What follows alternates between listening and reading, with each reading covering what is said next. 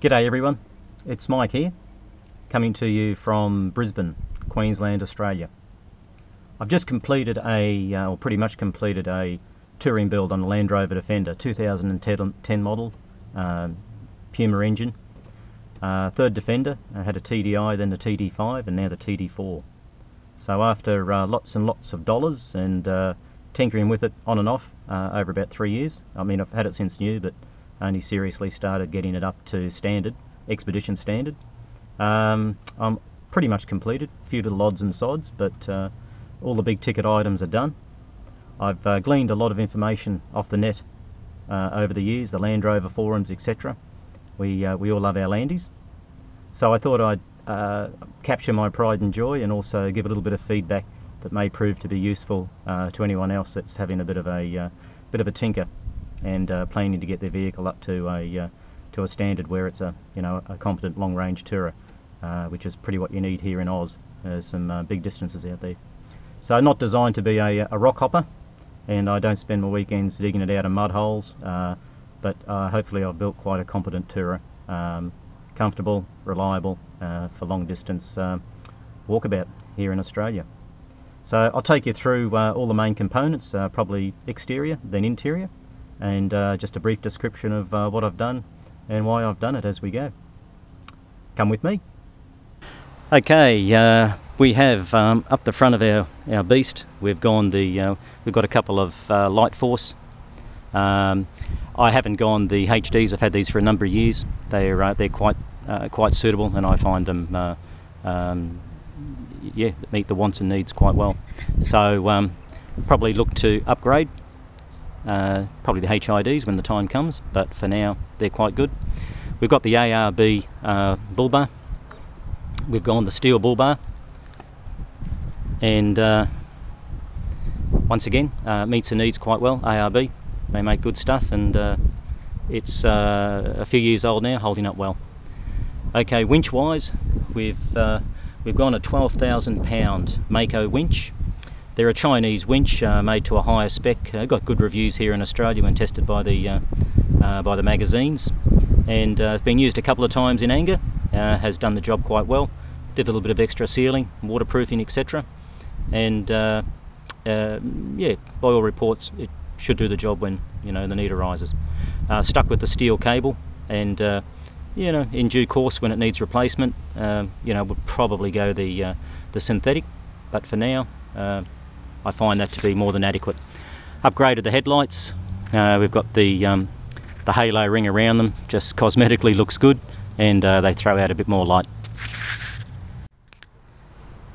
HF radio, Barrett 950 auto tune. Had this for about 12 or 13 years now. It's got the large stainless steel whip on it, and just very good to have in the outback. We've used it a couple of times in emergencies, some pretty hairy situations, and it's always nice to know that you've got contact.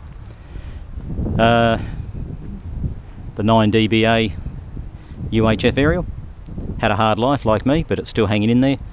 And we've got our wading and seed net combo that I bought through Front Runner. Folds down to provide protection from seeds getting into the radiator. Easy to install. Yeah, it's been sitting there for a couple of years now, and yeah, seems to be a well-made piece of kit as well. Protection underneath from APT Fabrications here in Brisbane.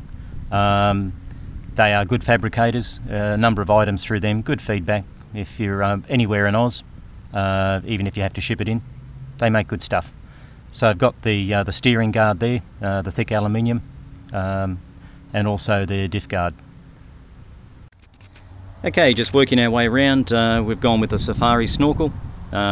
Pretty good item, good reputation, plenty of them over the years, and I think, yeah, a reputation well deserved. Tyre wise, kept the standard mags. They're the Defender item. The boost mag, we've gone out to a 265.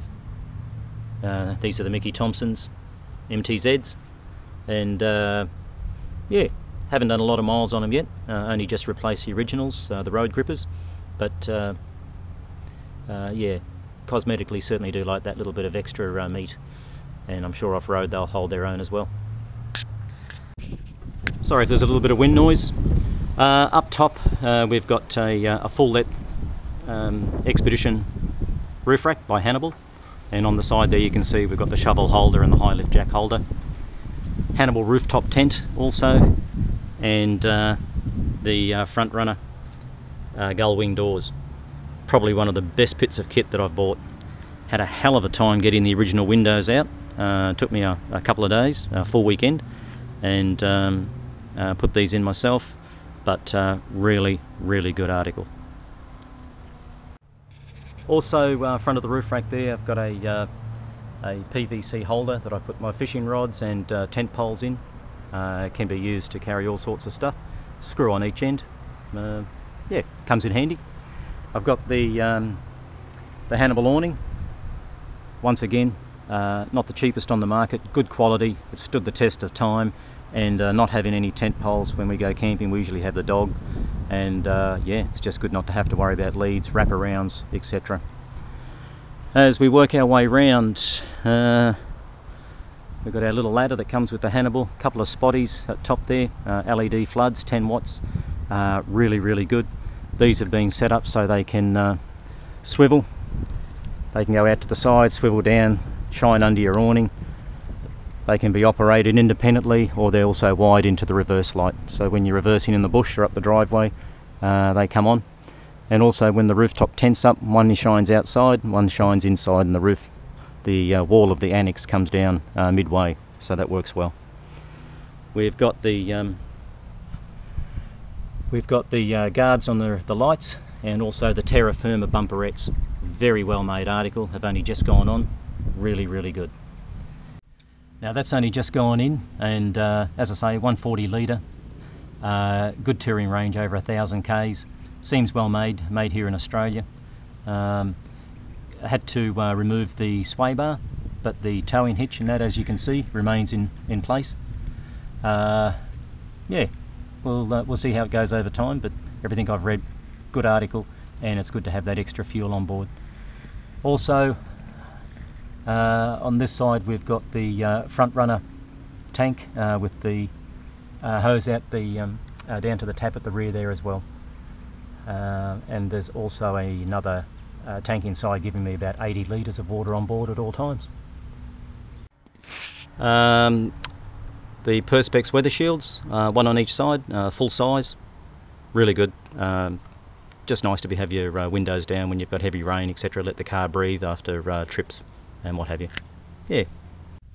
Suspension wise, after a lot of research, and I'm sure plenty of people that have gone out there and done the hard yards as I did, ended up getting Old Man Emu, their 2-inch lift kit, and went to 300 kilo springs initially, and came back to upgrade to the 500 kilo springs with the dampers and the replacement front steering damper as well. At this stage they've only been on a few months. They're taking the weight well. We've put them through their paces, and once again we'll see how they go in the longer term, but at this stage they carry the weight well, and I think the firmer springs have negated any, or to a large extent, any issues with body roll since we've lost the rear sway bar. Okay, that's the filling point for the Boab tank that fits in behind the two rear seats, 42 litres. Also there's the switch and the motor that's also being set up with that tank, so I have pressurised water through to the rear. Homemade surrounds for the fridge slide. I've got a drop slide here and a 40 litre angle. Gives me a little bit of storage room up top as well. And we've got LEDs running the length up underneath here, switches up there, and they're on a good angle. It throws light outside the vehicle as well, for when you're just getting in and around your vehicle at night whilst camped. Okay, coming around the back, more of the shelving. As I say, homemade. Gives me some shelf room up top there. Some other bits and pieces, hand towels, paper hand towels, extra fluoros, etc. We then of course have the drop slide, which works very well. So that comes down, and as I say, the angle drops down and back in. Good piece of kit. There's the outlet for the pump and water. I put different connections and lengths of hose on that for whatever you need. You have a, this was custom made, drifter draw systems here in Australia. Good products, well made, and as I say, the ability to custom made to whatever you need. So in here, the solar panel, trifold, 200 watt, got its own little cubby house held in with electric straps, so it stays centralised and damage free. You then have your draw system. Okay, comes out, it's got everything you need. That comes right out, or you can actually take the entire kitchen unit out. The legs fold down, you can use it as a table and a portable pantry, and that folds over to give you almost 2 metres of table space. Pantry, bit empty at the moment, but has your sliding drawers in it, etc. All runs on, there's no runners, this is all plywood, marine carpet, runs on Teflon runners, very good. Nice and positive. Little hidey hole there for odds and sods. Coming around, we've got our rear door, fire extinguisher, another couple of 12 volt outlets, fire blanket just in case. We've got just a fold down table here. Urethane cutting board, ideally for cleaning fish and you know, just making road stop meals, etc. Stainless steel hinges. I clean my fish here and run the water across to come down on top of the fish while you're cleaning. Works very well. Looking in through the other side, that's the shelving I mentioned earlier. A few odds and sods, bush saws, machetes, axe, etc. Also fluoros on this side, same as the other. Gives you good illumination at night. And that's pretty much the back end.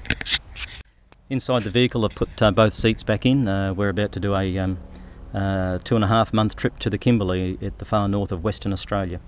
And my 2 daughters are coming, so the seats are back in, but generally I run them out with a couple of space cases. MSA provide the little canvas, once again, well made cargo bags, all your odds and sods. Have a compressor mounted up there, fire extinguisher, first aid kit, and down behind there, as I mentioned, is your other water tank. LEDs in the middle just provide a lot of extra light for the back so you can read and sort stuff out. We've got a 240 volt inverter just to run power tools, laptops and the like. That's wired through.